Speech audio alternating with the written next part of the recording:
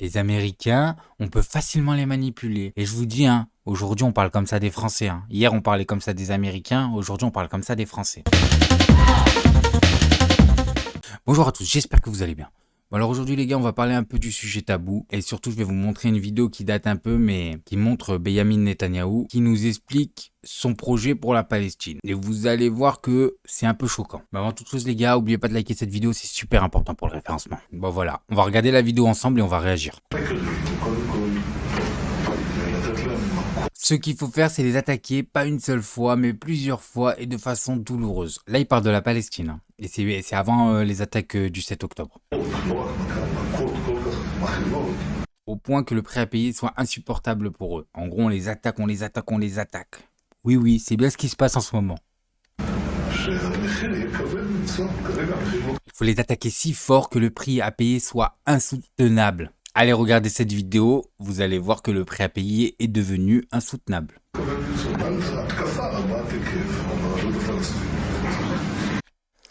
La peur, c'est ça qui est... Voilà, on fait régner par la peur. Ça, c'était le plan. Cette vidéo, elle date d'il y a quelques années. Hein. Et là, on a une femme, je sais pas c'est qui lui dit « Mais après, le monde va dire que c'est nous les agresseurs. »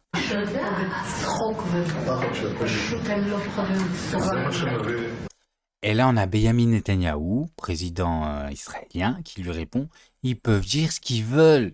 Ils s'en bat les couilles, les mecs. Ils s'en bat les couilles. » Et elle lui répond « Mais tu n'as pas peur de ce que dira le monde ?» Et là, vous allez voir. Il répond non, surtout maintenant avec les Américains. Je sais comment il fonctionne cela. En gros, il se dit je contrôle les Américains ils contrôlent le reste de l'Occident. Donc on est tranquille. Je sais comment il fonctionne cela.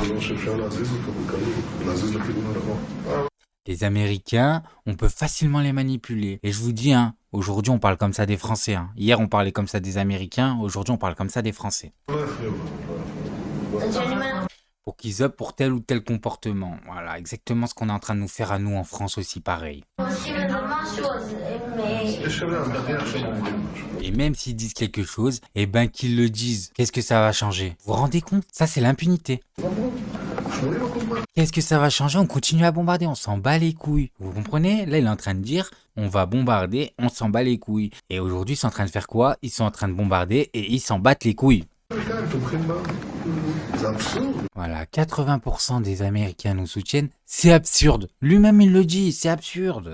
Ils peuvent rien faire. Regardez comment j'ai manipulé sans crainte l'administration Clinton. Là, il parle de l'administration Clinton. Je n'avais pas peur de faire face à Clinton. Je n'avais pas peur d'aller contre les directives de l'ONU. Ils s'en battent les couilles, je vous dis, ces mecs-là, ils s'en battent les couilles. Là. Benyamin Netanyahou, il est en roue libre. Et ça fait des années que tout le monde le sait parce que cette vidéo, elle tournait il y a longtemps. Voilà, que s'est-il passé avec les accords d'Oslo? Les accords d'Oslo, en gros, c'est des accords entre la Palestine et Israël pour aller vers la paix, normalement.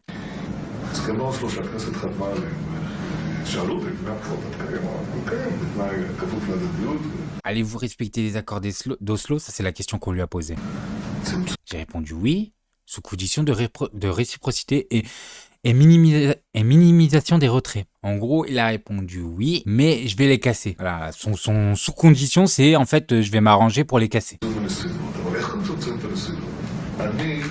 En fait, j'ai donné ma propre interprétation à ces accords. Voilà, alors monsieur prend les accords d'Oslo et il les réinterprète. Voilà, il les réinterprète pour que cela lui permette de rétablir les frontières de 1967. Voilà, là, comment on a réussi à manœuvrer ceci? Non mais là, il vous explique son plan. C'est quand même grave. Personne n'avait pris la peine de définir ce qu'englobe installation militaire. Voilà. En gros, il y avait des termes dans les accords d'Oslo. C'est comme ça qu'ils fonctionnent. Hein. Il y avait des termes comme installation militaire, zone de sécurité, des machins comme ça, qu'il a réinterprétés pour pouvoir en fait changer les frontières, faire pression sur les Palestiniens.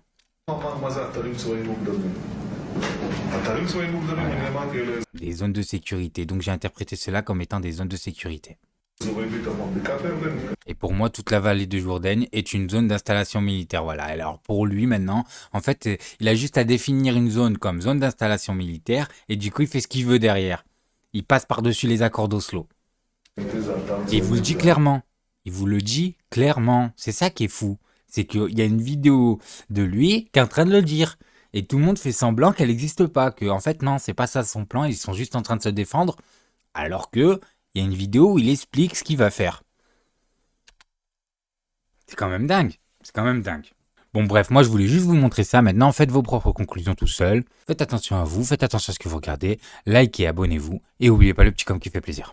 Tout gris, tout petit poney, petit poney.